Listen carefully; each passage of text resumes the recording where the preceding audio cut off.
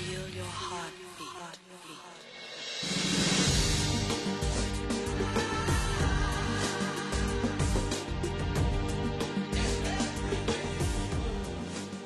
Bonjour et bienvenue à tous donc pour un nouveau tutoriel consacré à Cinema 4D.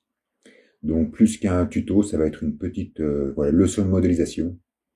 Et donc en fait, on va donc créer une pipe grâce à des primitifs simples, à des splines et surtout à générateur de volume.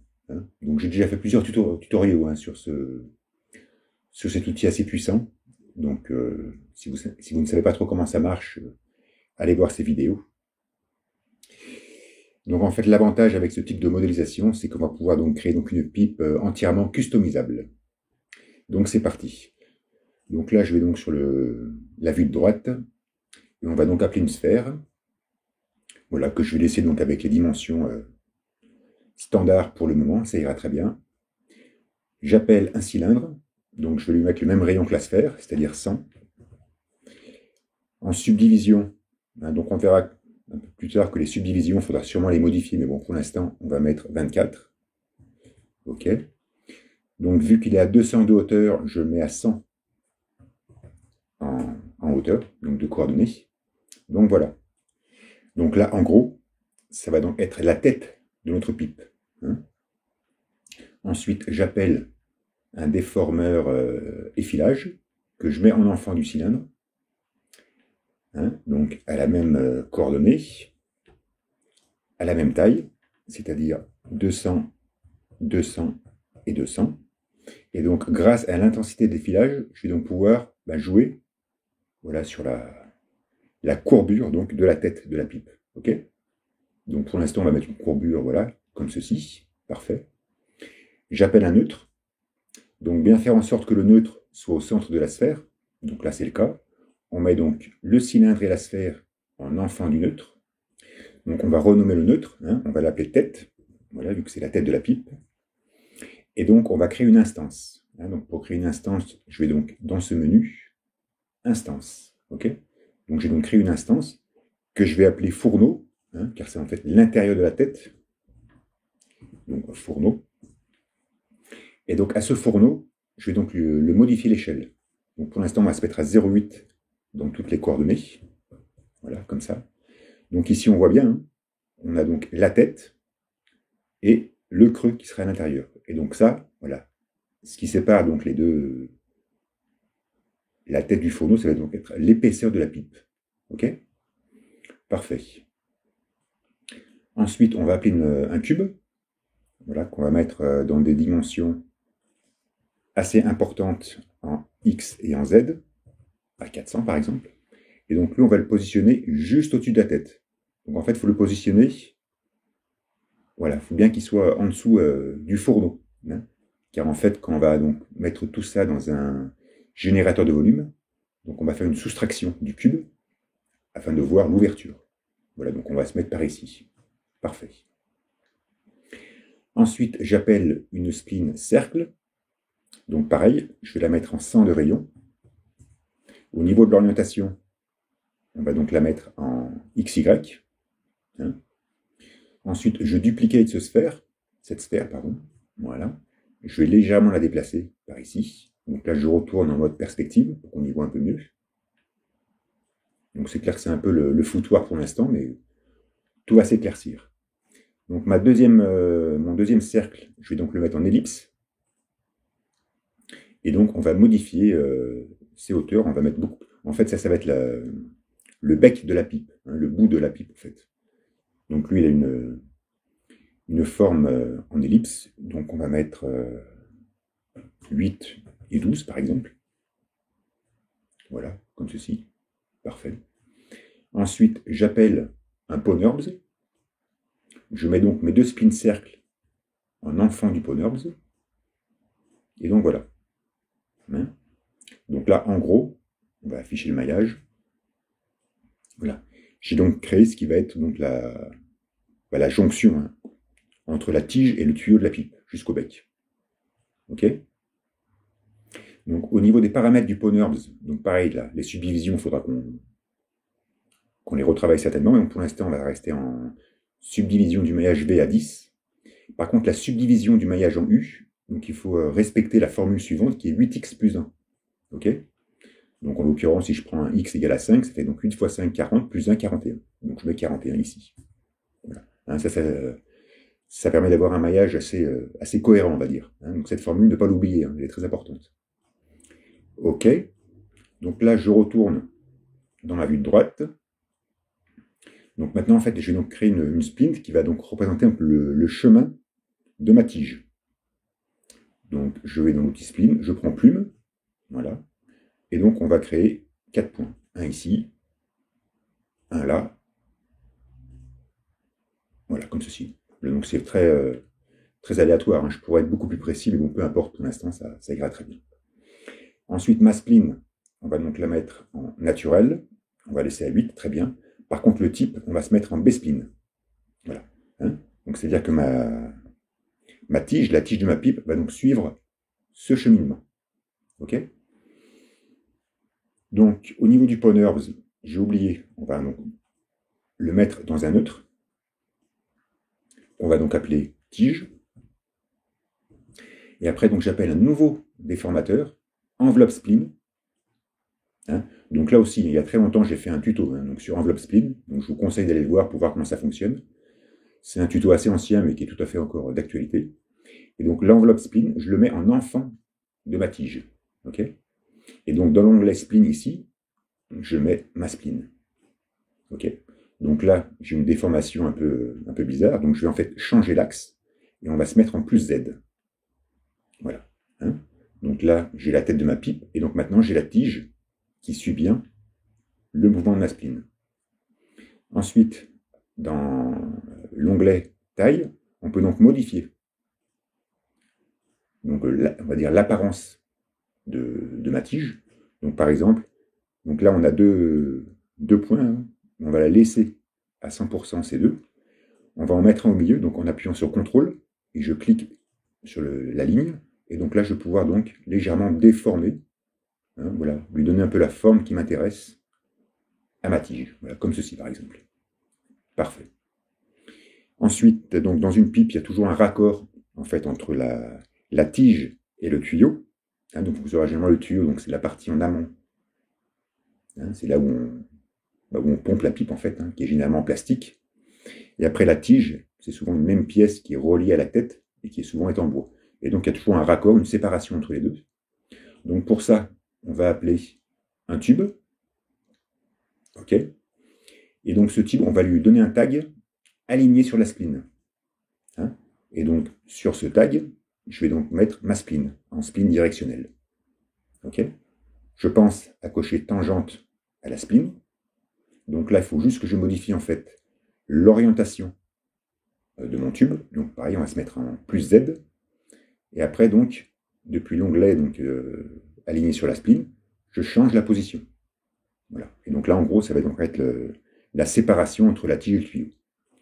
Donc dans un premier temps, mon tube, je vais donc lui mettre les tailles adéquates. Donc 10 en rayon interne, et puis 20, un peu plus, pardon. 45. On n'oublie pas de changer la hauteur. Hein. Pas la peine que ce soit trop épais. Voilà, un truc comme ça, parfait. Voilà. Hein. Et donc après, bien sûr, en modifiant donc, la position d'aligner sur la spline, on va donc modifier en gros la séparation. Alors bien sûr, plus je vais aller à l'intérieur, plus il va falloir que je modifie la taille de mon tube. Donc autant mettre le tube assez épais, en rayon externe, voilà, comme ça. On pourra s'adapter en gros à différentes positions. Hein. Mais voilà, en gros, ici, on va mettre donc la séparation à ce niveau-là. Ok. Ensuite, donc au niveau de mon Pwnherbs, je m'étais donc servi donc, de 2 spines cercles. Donc là, je prends la plus petite. Et pareil, donc je vais lui créer une instance. Donc je crée une instance de ce cercle. Pareil, je vais lui appliquer un tag aligné sur la spline. Je mets ma spline en spline directionnelle. Et donc là, je mets 100%. Donc là, en fait, ça va être le bec de la pipe. Hein. Donc là, on constate qu'il est orienté pas dans le bon sens. Donc là, j'ai juste à modifier en fait l'orientation en B. qu'on va mettre à 90. Voilà. Donc là maintenant, j'ai en gros donc, tous mes éléments qui vont donc constituer ma pipe. Hein.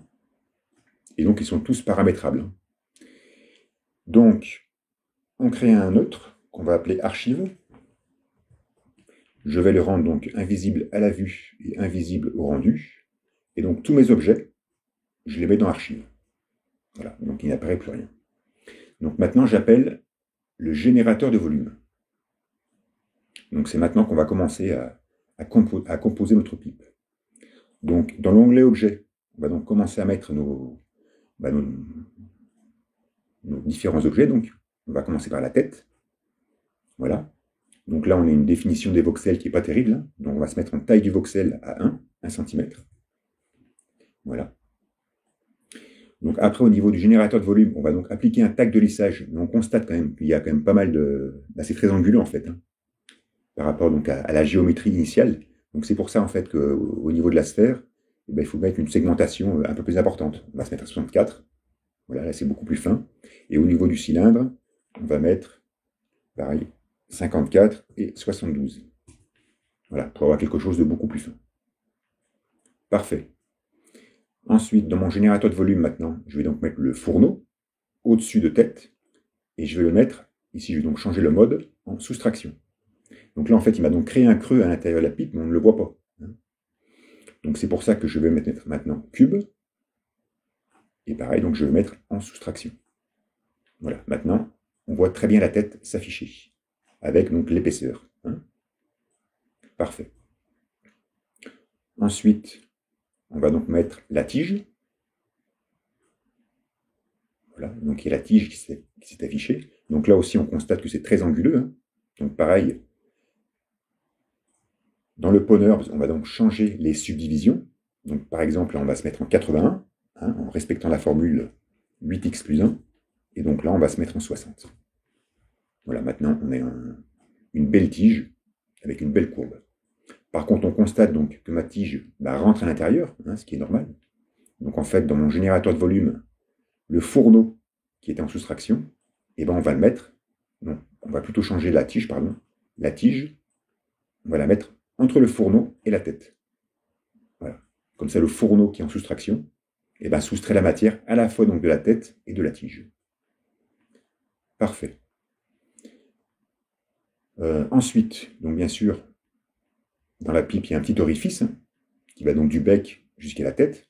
Donc là, on va mettre notre spleen.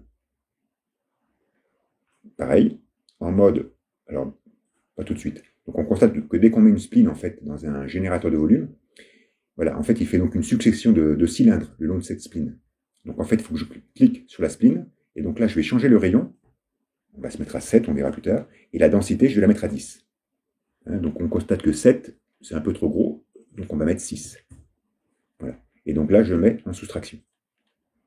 Voilà, donc là, il m'a donc créé mon ouverture, que je retrouve aussi à ce niveau-là, au niveau donc de la tête de la pipe. Parfait. Ensuite, il y avait donc le raccord, donc la division hein, entre la tige et le tuyau. Donc pour ça, je prends mon tube, je le mets dans mon générateur de volume. Donc pareil, on va se mettre en soustraction. Parfait. Donc là, on constate hein, que le tube avait donc un rayon interne beaucoup trop petit. Donc on va l'augmenter un peu. Voilà, comme ceci. Parfait. Et après, donc, il nous reste le bec. Donc pareil, dans mon générateur de volume, je vais donc mettre l'instance de la spleen que j'avais faite. Je la mets ici. Donc pareil, hein, il va me créer donc un jeu de sphères plus ou moins dense. Donc, dans les paramètres, ici, on va mettre, je ne sais pas, 6 et 10. Voilà, donc c'est un peu gros, mais bon, on verra plus tard. Hein, voilà, on constate que c'est un peu gros. Mais en fait, ce qu'il faut, c'est donc que le bec, on le mette avant la spleen de l'orifice. Voilà, comme ça, il crée l'orifice au niveau du bec. Parfait. Donc là, on a notre pipe de créer. Donc maintenant, on va adoucir tout ça en appelant donc un calque de lissage. Donc le calque de lissage, on va le mettre juste après le fourneau, à ce niveau-là. Voilà, donc là, il a lissé, hein. Je ne sais pas si vous avez vu. regardez bien si je désactive le lissage. Voilà, j'active le lissage. Voilà. Donc au niveau donc, du lissage, on va rester en type gaussien. On peut mettre des valeurs un peu plus élevées. Par contre, il faut savoir que dès qu'on va monter ces valeurs, les temps de calcul vont être beaucoup plus longs. Donc là, on va se mettre à 3 par exemple, et à 2 en itération. Voilà, pour avoir quelque chose d'assez lisse. Voilà, donc ce qui serait bien, c'est que le bec fasse partie de ce lissage aussi. Donc la spline, l'instance de la spline, on va la mettre en dessous du calque de lissage. Comme ça, il va me lisser aussi le bec. Voilà. Donc là, on constate même qu'il me l'a même très bien lissé. Donc, sans souci, je peux augmenter la taille du bec, de la spline, on va mettre à 8 cm. Voir ce que ça donne.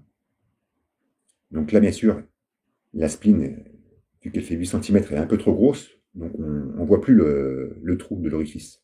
Donc en fait, ce qu'on va faire, c'est que dans le calque aligné sur la spline, on va se mettre à 99%. Voilà, on commence à voir l'orifice qui apparaît. 98. Voilà, parfait. Voilà, donc là j'ai le bec de ma pipe. Et ben voilà. Ensuite, ce qui est bien, c'est qu'en tout en haut, donc dans l'arborescence de mon générateur de volume, je vais mettre un autre calque de lissage. Mais par contre, cette fois-ci, je ne vais pas le mettre en gaussien, mais je vais le mettre en courbure moyenne. Voilà, ça va me permettre un peu de lisser voilà, toutes ces petites parties-là, tout en gardant une certaine angularité, on va dire. Okay, voilà. Et donc, j'ai ma pipe qui est faite. Donc, comme je vous l'expliquais avec ce type donc, de modélisation, ce qui est bien, c'est que c'est customisable. Okay, donc, pour ça, je vais désactiver les 2 tacs de lissage afin d'éviter que ce soit trop long. Et je vais mettre la taille du voxel à 2 pour en gros voir les modifications apportées en temps réel. Okay, donc, par exemple, si je veux changer la position du raccord donc entre ma tige et mon tuyau, eh ben, je vais dans le tag aligné sur la spline du tube et je le modifie. Et là, on constate voilà, que ça va se modifier. Okay, donc, je peux le positionner là où je veux. Ensuite, au niveau de la tête de la pipe, si je modifie donc les valeurs de l'effilage, donc je peux faire quelque chose de beaucoup plus fermé, voilà, comme ceci, mais aussi de plus ouvert, comme cela. Ok, là, par exemple, je trouve que l'épaisseur n'est pas, enfin, c'est pas assez épais. Et ben l'instance donc de ma tête, donc qui est le fourneau, et ben on va la mettre à 0,7 par exemple, au niveau de l'échelle. Donc là, vu que 0,7 c'est un peu trop petit, le cube qui était en négatif, il va falloir un peu que je le baisse. Voilà. Et là, on va commencer à voir le dessus de la tête. Voilà. Ensuite, au niveau donc, du trajet que va faire ma tige, et ben, si je modifie la spline, donc là, on va juste la mettre, je me mets en mode point, je peux sélectionner les points et me déplacer. Et en direct, donc, je modifie la forme de ma tige. Voilà. On peut se mettre comme ça.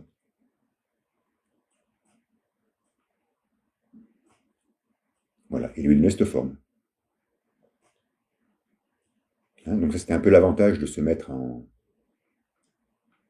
avec des B-splines. Voilà, comme ça, on a toujours comme une courbure assez intéressante et assez douce. Ensuite, si je trouve que la tige a une trop grosse épaisseur, et ben dans mon PoNerbs, on va modifier la taille du cercle. Et là, j'ai quelque chose de beaucoup plus petit. Voilà, donc tout ça, en fait, c'est totalement modifiable en temps réel. Voilà. Là aussi, je peux aussi modifier, voilà, faire un truc comme ça, par exemple. Donc, ce qui est bien avec ça, c'est qu'automatiquement, l'orifice, qui est aussi la spline, va aussi changer. Et grâce au tag aligné sur la spline, donc du raccord et du bec, en fait, ils vont toujours se trouver à la bonne position. Voilà. Donc ça, c'était juste pour vous montrer que c'est entièrement customisable, et donc c'est assez cool. Donc là, on va remettre un peu des valeurs. Voilà, on va lui donner cette forme à notre pipe, par exemple. Voilà, ça ira très bien. Parfait. Donc là, je retourne dans mon générateur de volume. Je vais donc réactiver les deux calques de lissage. Et je vais me remettre en taille de voxel à 1. Voilà. Donc parfait, ma pipe est très bien. Donc ensuite, dernière chose, il va falloir qu'en fait on sépare les deux parties. Ce sont donc la partie, donc la tête et la tige, qui vont être donc avec une texture bois, et le tuyau, qui va être généralement une texture plastique. Donc ça, il faut qu'on sépare ces deux parties. Donc là, j'appelle un cube. Donc ce cube, on va le positionner en gros, voilà, à la séparation entre les deux parties. On va légèrement l'agrandir à ce niveau-là. Voilà. Voilà, le mettre en gros à ce niveau-là. Ok. Donc mon cube, je vais le remettre donc dans mon archive. Il va donc disparaître. Et je vais le réimplanter dans mon générateur de volume. Donc là, il est en union, donc il va apparaître. Ok. Donc si je me mets en soustraction, voilà. Donc, maintenant, j'ai plus que cette partie qui a été séparée. Donc la tête et la tige. Par contre, si je me mets en intersection, et bien cette fois, j'ai plus que le tuyau qui est visible. Ok. Donc le générateur de volume qui est ici, donc je vais le dupliquer. Voilà. Et donc celui du bas, je vais donc mettre à soustraction. Voilà. Donc maintenant, j'ai donc mes deux pièces qui sont bien séparées. Donc c'est parfait. Donc généralement, quand on modélise donc, avec le générateur de volume, si on ne veut pas perdre notre fichier d'origine, on va dire, voilà, ces deux générateurs de volume, on va les mettre dans Archives. Donc je vais penser à les désactiver, et donc je vais les dupliquer et les ressortir d'Archives. Voilà, comme ça j'ai toujours une copie de sécurité, on va dire, si je veux ensuite faire des modifications. Donc après ça, j'appelle donc deux mailleurs de volume, 1 et 2, et donc mes générateurs, je les mets chacun dans son mailleur de volume. Voilà. Donc voilà, j'ai mon maillage qui a été fait. Et donc les deux mailleurs de volume, on va donc les éditer. En faire des objets polygonaux. Voilà. Donc le premier, on va donc l'appeler tête. L'autre, on va l'appeler tuyau. Ok. Donc ensuite, là, au niveau de la séparation, donc du raccord, on va donc dupliquer notre tube, qui est automatiquement positionné à la bonne place. Donc je le duplicate. Voilà, il apparaît ici. Le tag aligné sur la spline, j'en ai plus besoin, donc je peux l'effacer. Et après, donc, je vais donc lui mettre les dimensions qui conviennent. Donc en l'occurrence, je vais baisser un peu le rayon externe. Baisser d'1 centimètre la hauteur. Et donc lui mettre un léger biseau. Voilà, on va encore lui augmenter un peu sa hauteur. Voilà, on va mettre comme ça. Voilà. Donc ensuite, toujours quand on travaille donc avec le générateur et le mailleur de volume, on se retrouve avec un maillage hyper dense. Là, en l'occurrence, ma tête, elle possède quasiment 1 demi-million de polygones, ce qui est énorme. Donc moi, en l'occurrence, je vais donc utiliser Quadrimesher pour donc faire une retopologie. Donc si vous n'avez pas Quadrimesher, je vous conseille un logiciel libre qui s'appelle Mesh Instant Mesh. Voilà, donc pareil, qui fait une retopologie de nos scènes, et il travaille très bien. Donc moi, en l'occurrence, je vais donc utiliser Quadrimesher. Donc au niveau de la tête, on va lui mettre 5000, symétrie en X, et allez. Voilà, parfait. Le remaillage a été fait et très bien fait. Et donc je vais faire donc pareil pour le tuyau. Par contre là on va se mettre à 2000, ça ira très bien. Symétrie en X, et on fait un remesh. Voilà. Et donc maintenant je me retrouve avec une jolie petite pipe, avec un maillage tout à fait adéquat. On constate bien l'orifice au niveau du bec et au niveau de la tête. Tout est parfait. Donc je peux effacer mes objets d'origine. Et donc maintenant, il ne reste plus qu'à texturer. Hein. Donc pour texturer, je vais donc utiliser les matériaux Nodo, hein, le matériau bois, le matériau métal et le matériau plastique. Hein. Donc je tiens à préciser que j'ai fait des tutoriaux sur les matériaux Nodo pour expliquer un peu comment ça fonctionne. Donc pareil, n'hésitez pas à aller jeter un œil. Donc au niveau du bois, donc on va laisser un grain à vin, ça ira très bien. Mettre une tonalité un peu plus sombre. Voilà, dans ce style. Les veines, donc irrégularité à 50, linéaire à 100. La réflexion, on va se mettre à 20 de réflexion et 35 de rugosité. Voilà, on va laisser la déformation à 20, ça ira très bien. Donc la texture bois, je la mets donc dans la tête. Parfait.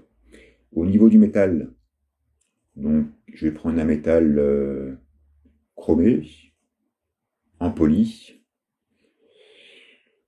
Et puis on va se mettre une rugosité à 15. Voilà, on va laisser une petite salissure, parfait. Donc ça, je le mets donc dans mon raccord.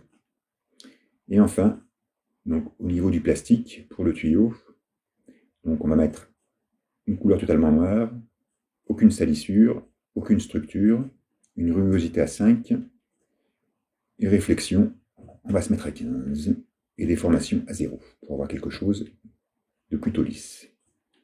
Et donc ça, donc je le mets donc dans mon tuyau. Voilà, j'ai ma petite type qui a été faite, qui a été modélisée. Donc maintenant, on fait un petit rendu. Donc on va faire un rendu HDR. Hein. Donc j'appelle un nouveau matériau. On va lui mettre un studio dans le canal luminescence. Voilà. J'applique ça dans mon ciel.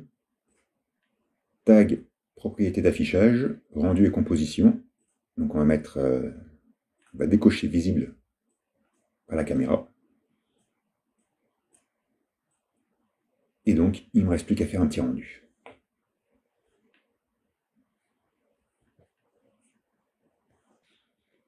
Voilà, un petit rendu sympathique. Donc là, c'est clair que maintenant, je constate quand même que le tuyau n'est pas terrible, hein, un peu petit par rapport à la pipe. Donc, comme je vous expliquais, grâce à ce procédé, hein, c'est assez paramétrable et donc customisable. Hein. Donc là, c'est clair que la pipe n'est pas terrible. Mais en tout cas, le rendu est sympa. Et voilà, donc on peut obtenir quelque chose d'assez cool assez rapidement. Voilà, voilà. Bah, dans tous les cas, j'espère que ça vous a plu. Merci infiniment d'avoir suivi. Et je vous dis à la prochaine. Ciao, ciao.